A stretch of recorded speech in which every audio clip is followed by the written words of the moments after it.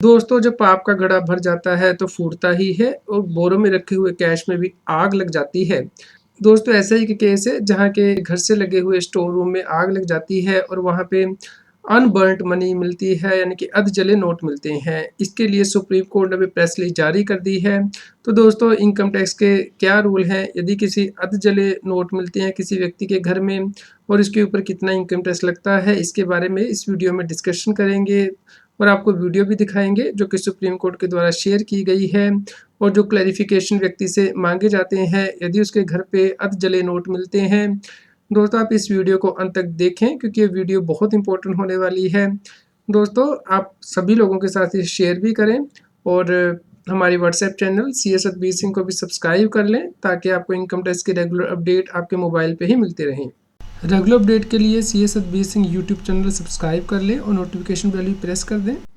दोस्तों, अगर किसी व्यक्ति के घर पे आग लग जाती है और वहाँ से अध जले नोट मिलते हैं तो इनकम टैक्स की क्या प्रोविजंस है। दोस्तों, इसके लिए सबसे पहले तो एविडेंस होना चाहिए। तो चलिए हम आपको एविडेंस दिखाते हैं जो कि सुप्रीम कोर्ट के द्वारा भी शेयर किया गया है अपनी वेबसाइट पे, जहाँ पे कि एक व्यक्ति के घर से लगे हुए स्टोर रूम में आग लग जाती है, वहाँ पे अध जले नोट मिलते हैं।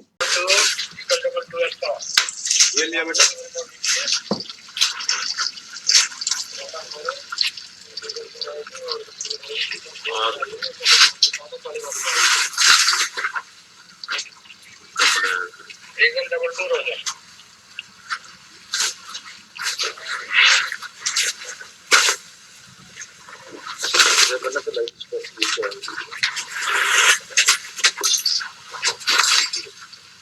सब कर देखो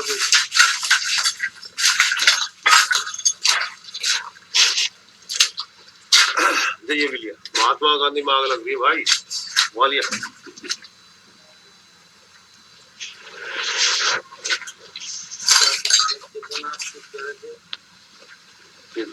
ये भी लिया बेटा।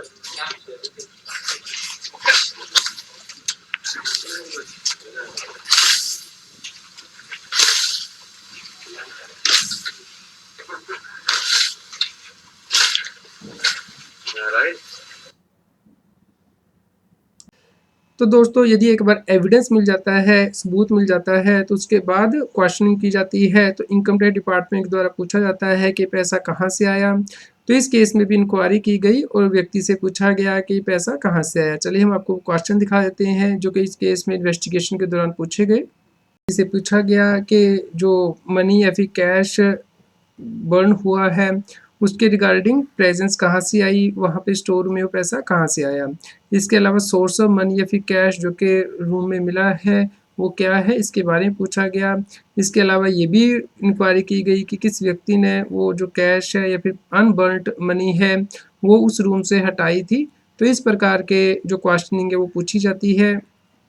दोस्तों, इस केस में व्यक्ति के द्वारा कहा गया कि उसके बारे में कोई जानकारी नहीं है क्योंकि जब ये इंसिडेंस हुआ उस वक्त वो अपने घर पे नहीं था और ना ही ये जो अध जले नोट है उसे या फिर उसके फैमिली मेंबर को दिखाए गए।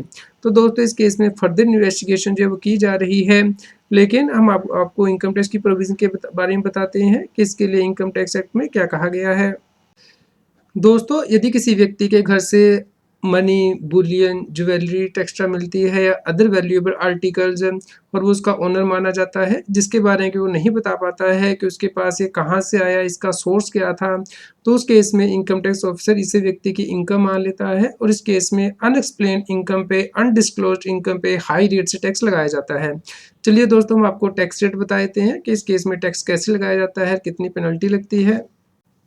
दोस्तों, मान लीजिए किसी व्यक्ति के घर पे 21 लाख रुपए का कैश मिलता है जो कि अनएक्सप्लेन्ड है। तो दोस्तों, इस केस में 60% टैक्स लगाया जाएगा, इनकी 12,60,000 रुपये का। इसके ऊपर 25% सरचार्ज लगाया जाएगा यानी कि 3,15,000 रुपये का टोटल अमाउंट बन जाएगा। तो इसके ऊपर 4% एजुकेशन सेस लगाया जाएगा, अभी टोटल अमाउंट हो गया है। इसके अलावा 10% पेनल्टी भी इनकम टैक्स ऑफिसर लगा सकता है जो कि टैक्स के ऊपर लगेगी। तो यहाँ पे जो 60% टैक्स आया उसके ऊपर 10% पेनल्टी आप ऐड करेंगे तो इफेक्टिव रेट टैक्स का आप यहाँ पे देख सकते हैं कि किस रेट से इनकम टैक्स रिकवर किया जाएगा। इसके अलावा प्रोसिक्यूशन की प्रोविजन अलग से लॉन्च की जाएगी यदि कि मुकदमेबाजी जो है वो स्टार्ट की जाएगी और टैक्स पेयर को जेल भी हो सकती है कि वो अनएक्सप्लेन्ड ट्रांजैक्शंस में डील कर रहा है। दोस्तों, यदि किसी व्यक्ति के घर से अनडिस्क्लोज्ड इनकम मिलती है तो उस केस में जो बर्डन ऑफ प्रूफ है वो टैक्स पेयर का ही होता है, यानी कि उसे ही प्रूव करना होता है कि उसके पास ये पैसा कहाँ से आया। यदि वो इसे प्रूव नहीं कर पाता है तो इनकम टैक्स ऑफिसर इसे अनडिस्क्लोज्ड इनकम मान के उसके ऊपर टैक्स लगा सकता है।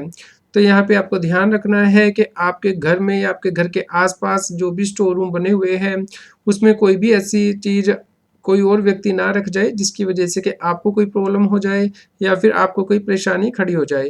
तो इसलिए आप ज़रूर चेक करें अपने आसपास के एरिया को भी कि कहीं कोई ऐसी चीज़ तो नहीं पड़ी हुई है जिसकी वजह से कि आपको फ्यूचर में कोई परेशानी खड़ी हो सकती है, या फिर किसी व्यक्ति ने जानबूझ के कोई ऐसी चीज़ तो नहीं रख दी है जिसकी वजह से कि आप फ्यूचर में किसी प्रॉब्लम में फंस सकते हैं। दोस्तों, यदि कोई करेंसी जल गई है तो आप आरबीआई के पास उसे एक्सचेंज कर सकते हैं, लेकिन जो सोर्स ऑफ इनकम है वो तो इनकम टैक्स डिपार्टमेंट के द्वारा ही पूछा जाता है। तो दोस्तों, अगर कोई नोट जल गया है तो उसे आप वापस ले सकते हैं आरबीआई से, लेकिन अगर उन नोटों की वजह से व्यक्ति की इज्जत चली जाए तो वापस नहीं आती है। दोस्तों, यदि किसी व्यक्ति के पास अनडिस्क्लोज्ड इनकम मिलती है तो उसका सोर्स बहुत ज़्यादा इंपॉर्टेंट हो जाता है, क्योंकि यदि सोर्स लीगल है लेकिन डिस्क्लोज नहीं किया गया है तो उस केस में तो इनकम टैक्स डिपार्टमेंट कार्रवाई करता है। लेकिन अगर सोर्स ही इलीगल था, मान लीजिए मनी लॉन्ड्रिंग एक्टिविटी में व्यक्ति इन्वॉल्व था, तो उस केस में इन्फोर्समेंट डायरेक्टर के द्वारा भी कार्रवाई की जाती है। और अगर पता चलता है कि व्यक्ति क्रिमिनल एक्टिविटी में भी इन्वॉल्व था तो उस केस में लॉ इन्फोर्समेंट एजेंसीज के द्वारा भी कार्रवाई की जा सकती है। तो इस प्रकार जो मल्टीपल डिपार्टमेंट हैं वो इन्वॉल्व हो जाते हैं इस प्रकार के केसेस में। तो आपको इंश्योर करना है कि आप किसी भी प्रकार की ऐसी ट्रांजैक्शन में से दूर रहें, और अगर आपको लगता है कि कोई ऐसी व्यक्ति ऐसी ट्रांजैक्शन कर रहा है तो इसके लिए इनकम टैक्स डिपार्टमेंट के पोर्टल पे टैक्स इवेजन को रिपोर्ट करने के लिए आप को लिंक दिया गया है, वहाँ पे आप रिपोर्टिंग कर सकते हैं। टैक्स इवेजन की रिपोर्टिंग करने के लिए आपको इनकम टैक्स के पोर्टल पे लॉगिन करना है, ई फाइल में जाना है, यहाँ पे सबमिट टैक्स इवेजन पिटीशन बेनामी प्रॉपर्टी होल्डिंग के बारे में आप कंप्लेंट कर सकते हैं। यहाँ पे आप कंप्लेंट फाइल कर सकते हैं, जैसे कि कोई व्यक्ति टैक्स की इवेजन कर रहा है या फिर उसके पास अनडिस्क्लोज फॉरेन एसेट है या फिर वो बेनामी प्रॉपर्टी होल्ड कर रहा है या ट्रांजेक्शन कर रहा है, तो यहाँ पे आप कंप्लेंट का स्टेटस भी दे सकते हैं और आप रिवॉर्ड भी प्राप्त कर सकते हैं। आप इन्फॉर्मर बन सकते हैं गवर्नमेंट के, और यहाँ पे फीचर दिए गए हैं स्कीम के, जैसे कि 5 करोड़ रुपए तक का रिवॉर्ड दिया जाता है इन्फॉर्मर को, और उसकी जो आइडेंटिटी है वो भी कॉन्फिडेंशियल रखी जाती है। यहाँ पे टैक्स पेयर को जो स्टेप्स लेने हैं वो यहाँ पे बताया गया है कि यदि व्यक्ति इंडियन रेजिडेंट है तो उस केस में से इस एक्शन में जो है joint director of income tax investigation के पास जाके कंप्लेंट फाइल करनी होती है, और यदि व्यक्ति फॉरेन रेजिडेंट है तो उस केस में भी यहाँ पे जो प्रोसीजर है वो दिया गया है। यहाँ पे ईमेल आईडी भी दी गई है, तो आप इसके जरिए जो टैक्स इवेजन है वो रिपोर्ट कर सकते हैं। दोस्तों, उम्मीद करते हैं आपके लिए न्यूज़ यूज़फुल रही होगी। यदि आपका कोई भी क्वेश्चन हो इनकम टैक्स से रिलेटेड तो आप हमें कमेंट करके ज़रूर बताएं। कृपया लाइक करें और शेयर करें ताकि सभी लोगों तक ये जानकारी पहुंच पाए और वो इनकम टैक्स की कंप्लायंस कर पाएँ। इनकम टैक्स की और अधिक जानकारी के लिए आप CS एडवाइसिंग यूट्यूब चैनल पे जाके प्लेलिस्ट में जाके टॉपिक वाइज प्लेलिस्ट देख सकते हैं कि इनकम टैक्स में कौन से नए बदलाव हो रहे हैं, जैसे कि इनकम टैक्स अपडेट के अंतर्गत या फिर डायरेक्ट टैक्स कोड के अंतर्गत। रेगुलर टैक्स अपडेट के लिए इस चैनल को सब्सक्राइब करें। आप हमें टेलीग्राम ऐप CS एडवाइसिंग टैक्सिल पे ज्वाइन कर सकते हैं ताकि आप GST और इनकम टैक्स के रेगुलर अपडेट अपने मोबाइल पर ही प्राप्त कर सकें।